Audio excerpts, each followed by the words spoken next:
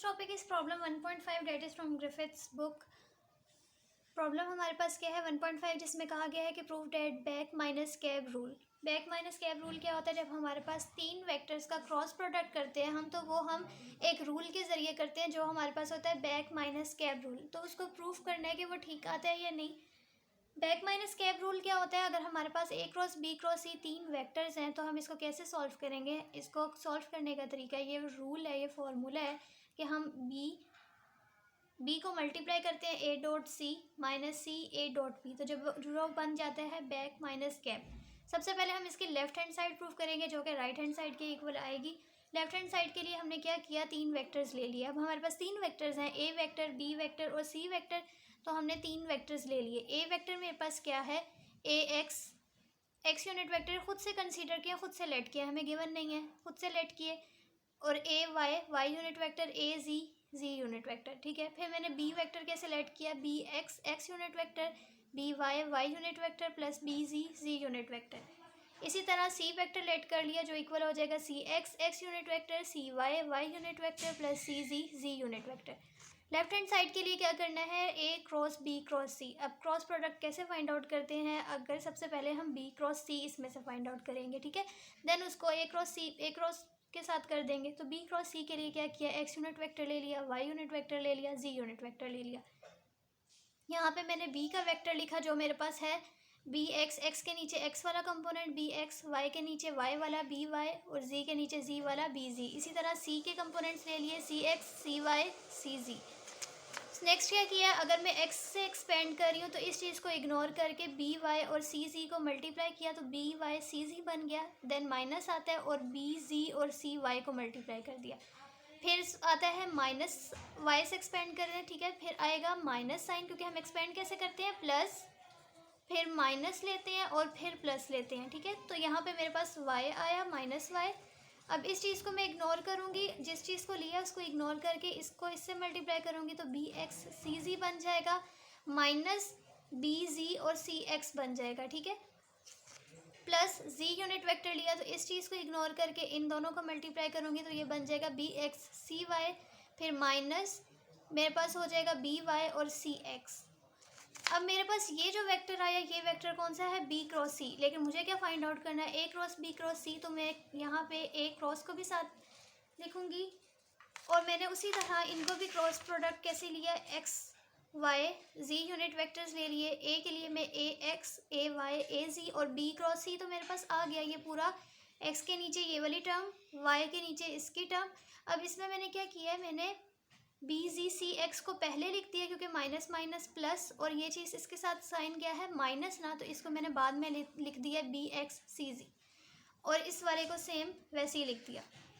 अब मुझे इससे एक्सपेंड करना है तो ये कैसे एक्सपेंड होगा, अगर x से करूँगी तो x वाली टर्म को इग्नोर करके इन दोनों को मल्टीप्लाई करूँगी तो ए वाई को मैंने इस पूरी टर्म से मल्टीप्लाई किया तो मैंने यहाँ लिखा ए वाई, फिर B X C Y minus B Y C X, ठीक है।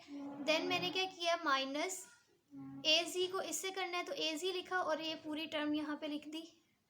फिर मुझे माइनस वाई के साथ एक्सपेंड करना है तो वाई के लिए क्या होगा, इस टर्म को इग्नोर करके इसको इसके साथ मल्टीप्लाई करूँगी तो ए एक्स को इस पूरी टर्म ए एक्स लिखा, फिर ये पूरी टर्म लिख दी ए एक्स और ये पूरी term B X C Y minus B Y C x.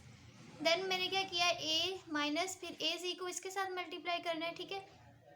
पहले इसको इसके साथ करना है, इसको इसके साथ करना है, फिर ए जी मेरे पास क्या है, ए जी लिखा और फिर ये पूरी टर्म लिख दी बी वाई सी जी माइनस बी जी सी वाई, ठीक है। फिर मुझे जेड से एक्सपेंड करना है तो जी मैंने लिखा और मैंने यहाँ पे ए एक्स को इसके साथ ए एक्स लिखा और फिर ये पूरी टर्म लिखी बी जी सी एक्स माइनस बी एक्स सी जी, फिर माइनस मेरे पास ए वाई आया और ये पूरी टर्म बी वाई सी जी माइनस बी जी सी वाई। ये मेरे पास कौन सा वेक्टर आया, ए क्रॉस बी क्रॉस सी, ठीक है। लेफ्ट हैंड साइड मेरे पास आ गया, मुझे राइट हैंड साइड करनी है। राइट हैंड साइड के क्या है, ये back minus cap. Back minus cap के लिए सबसे पहले मैं बैक लूँगी, उसके लिए सबसे पहले क्या लूँगी, ए डॉट सी। मैंने A unit vector A vector पूरा लिखा, डॉट लगाया और फिर यहाँ पे पूरा सी वेक्टर लिखा, ठीक है। अब जब मैं इसको मल्टीप्लाई करूँगी तो ए एक्स को सी एक्स से मल्टीप्लाई कर डॉट प्रोडक्ट करूँगी तो क्या आ जाएगा, ए एक्स सी एक्स, ठीक है। यहाँ पे मेरे पास x यूनिट वेक्टर जो सेम यूनिट वेक्टर्स होते हैं डॉट प्रोडक्ट में, उनका क्या आता है 1, तो x यूनिट वेक्टर 1 बन जाएगा, जिसको मैंने नहीं लिखा। y यूनिट वेक्टर 1 बन जाएगा, और z यूनिट वेक्टर क्या बन जाएगा 1। तो मेरे पास सिंपल आ जाएगा a x c x, a y c y और a z c z। Then मेरे पास आता है, अब आता है b। अब मैं इस पूरे को a डॉट सी तो मैंने फाइंड आउट कर लिया, साथ पूरा क्या फाइंड आउट करना था b a डॉट सी। अब मैं इसको सिंपल b को क्या कर दूंगी, इसके अंदर मल्टीप्लाई कर दूंगी। तो जब मैं b यूनिट वेक्टर क्या था b x, ये पूरा यूनिट वेक्टर लिखा, और a डॉट सी जो मेरे पास आया था उसको लिखा। मैं इसको जब मल्टीप्लाई कर दूंगी तो ये किसके इक्वल आ जाएगा, सिंपल मल्टीप्लाई करना है a b x a x, और ये मेरे पास क्या हो जाएगा b x a x c x, x unit vector again ये मेरे पास क्या हो जाएंगे। अच्छा, यहाँ पे मैं मल्टीप्लाई कर रही हूँ, डॉट प्रोडक्ट नहीं ले रही b का। जब मल्टीप्लाई नहीं कर रही तो मेरे पास x यूनिट वेक्टर की वैल्यू क्या आई है, x यूनिट वेक्टर की वैल्यू आई है ये पूरी b x a x। फिर इस पूरे टर्म को मैं इसके साथ मल्टीप्लाई करूँगी, फिर इस टर्म को इसके साथ करूँगी, ठीक है। तो मेरे पास ये x यूनिट वेक्टर की वैल्यू आ गई। इसी तरह मुझे y यूनिट वेक्टर की वैल्यू निकालनी है, तो y के लिए मैं क्या करूँगी, ठीक है, इसको पहले इससे मल्टीप्लाई करूँगी तो ये हो जाएगा बी वाई ए एक्स सी एक्स। फिर इस बी वाई को इसके साथ मल्टीप्लाई करूँगी तो B Y A Y C Y, और फिर इस B Y Y unit vector को इसके साथ थर्ड के वाले के साथ मल्टीप्लाई करूँगी तो इक्वल हो जाएगा बी वाई ए जी सी जी। देन अगेन जी के लिए भी इसी तरह के जेड वाले को पहले इसके साथ, फिर इसके साथ और फिर इसके साथ। तो मेरे पास X unit vector, Y unit vector और जी यूनिट वेक्टर्स की वैल्यूज़ आ जाएंगी। अब इसी तरह मुझे फाइंड आउट करना है ये सी ए डॉट बी वाला कैब वाला, उसके लिए भी मुझे पहले क्या फाइंड आउट करना होगा A dot B. A dot B के लिए मैंने ए यूनिट वेक्टर की पूरी ए वेक्टर की वैल्यू लिखी, और फिर मैंने बी वेक्टर की वैल्यू लिखी। अब ये क्या है डॉट प्रोडक्ट, डॉट प्रोडक्ट में सेम वैल्यूज़ जो होंगी सेम यूनिट वेक्टर्स 1 के इक्वल हो जाएंगे। तो ए एक्स बी एक्स, ए वाई बी वाई, और सिंपल ए जी बी जी हो जाएगा। देन अगेन मुझे सी के साथ इसको मल्टीप्लाई करना होगा, तो मल्टीप्लाई के लिए पहले सी एक्स को इसके साथ मल्टीप्लाई करूँगी, फिर सी एक्स को इसके साथ, फिर सी एक्स को इसके साथ। तो मैंने इसके ये एक्स यूनिट वेक्टर की 3 वैल्यूज़ आ गई। फिर इसको इन तीनों के साथ मल्टीप्लाई करूँगी तो वाई यूनिट वेक्टर की 3 वैल्यूज़ आ जाएंगी, और जी को इनके साथ मल्टीप्लाई करूँगी तो मेरे पास जेड की भी 3 वैल्यूज़ आ जाएंगी।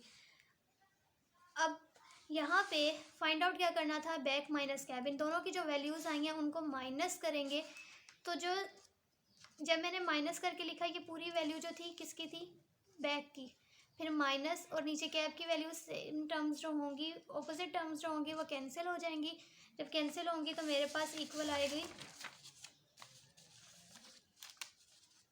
सारी टर्म्स कैंसिल होने के बाद इक्वल आएगा एक्स यूनिट वेक्टर की वैल्यू ये आई, वाई यूनिट वेक्टर की वैल्यू ये आई, और जी यूनिट वेक्टर की वैल्यू ये आई। ये सेम वही टर्म है जो हमारे पास लेफ्ट हैंड साइड की आई थी, जो हमने ए क्रॉस बी क्रॉस सी फाइंड आउट किया था।